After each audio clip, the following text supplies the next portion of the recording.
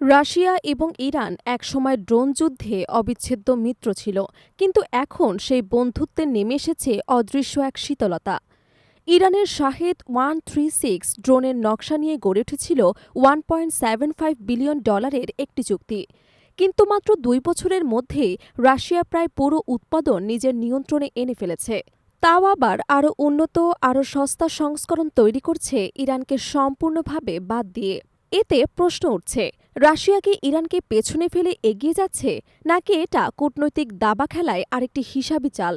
2023 সালে রাশিয়া এবং ইরান এক বিশাল চুক্তিতে সই করেছিল, যেখানে বলা হয়েছিল রাশিয়া নিজস্বভাবে ইরানের শাহেদ 136 ড্রোন তৈরি করবে এবং সেপ্টেম্বরে 2025-এর মধ্যে 6,000 ড্রোন উৎপাদনের লক্ষ্য ঠিক করা হয়েছিল। কিন্তু পশ্চিমা গোয়েন্দা সূত্রের দাবি, সেই কাজ শেষ হয়ে গেছে 1 বছর আগেই এবং ইরানের অজান্তে মস্কো নতুন খেলায় নেমেছে। বর্তমানে রাশিয়া প্রায় 90% উৎপাদন স্থায়ীভাবে করছে। আলাবুকার বিশাল কারখানায় ড্রোন তৈরির প্রতিটি ধাপ সম্পন্ন হয় দেশের ভেতরেই।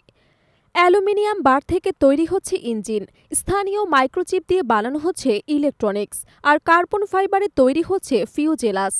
রাশিয়ার নিজস্ব সংস্করণের শাহেদ ড্রোন এখন আরও উন্নত, বড় ওয়ারহেড, স্থায়ী ব্যাটারি এবং উন্নত যোগাযোগ ব্যবস্থা যুক্ত করা হয়েছে এতে। অর্থনৈতিক দিকেও এসেছে বড় পরিবর্তন। 2022 সালে যেখানে প্রতিটি ড্রোনের দাম ছিল প্রায় $2 লাখ, এখন তা নেমে এসেছে মাত্র 70,000-এ। ফলে উৎপাদন বেড়েছে কয়েক গুণ, আর প্রতি মাসে প্রায় 5,500 ড্রোন তৈরি করছে রাশিয়া।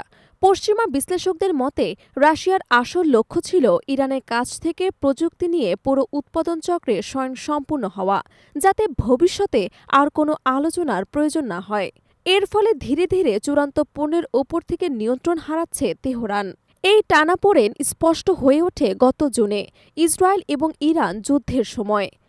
12 দিনের সংঘাতে অনেকেই আশা করেছিলেন মিত্র হিসেবে রাশিয়া শুধু বিবৃতি নয়, বরং অস্ত্র প্রযুক্তি বা গোয়েন্দা সহায়তায় এগিয়ে আসবে, কিন্তু মস্কো সরে দাঁড়ায়।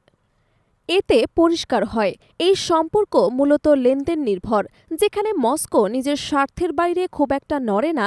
অন্যদিকে ইরান অভিযোগ করছে রাশিয়া এখনও প্রতিশ্রুতি কিছু প্রযুক্তি সরবরাহ করেনি, এমনকি কিছু অর্থ বকেয়া রেখেছে।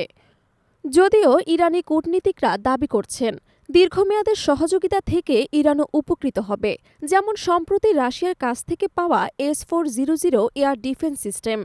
রাশিয়া ইরান সম্পর্কের বর্তমান চিত্র এক ধরনের সহযোগিতা এবং প্রতিযোগিতার মিশ্রণ। ইরান যুদ্ধক্ষেত্রে রাশিয়াকে প্রযুক্তি এবং কারখানা দিয়েছে, কিন্তু বিনিময়ে যা আশা করেছিল তার সবটুকু পায়নি। অপরদিকে রাশিয়া নিজের সামরিক শিল্পকে শক্তিশালী করে তুলেছে এবং ভবিষ্যতের জন্য নির্ভরশীলতা কমিয়ে দিয়েছে। এখন প্রশ্ন হল, এটা কি শুধু বন্ধুত্বের ভাঙন, নাকি হিসাবি মিত্রতার স্বাভাবিক ধারাবাহিকতা? নীলা ইসলাম, 21 সংবাদ।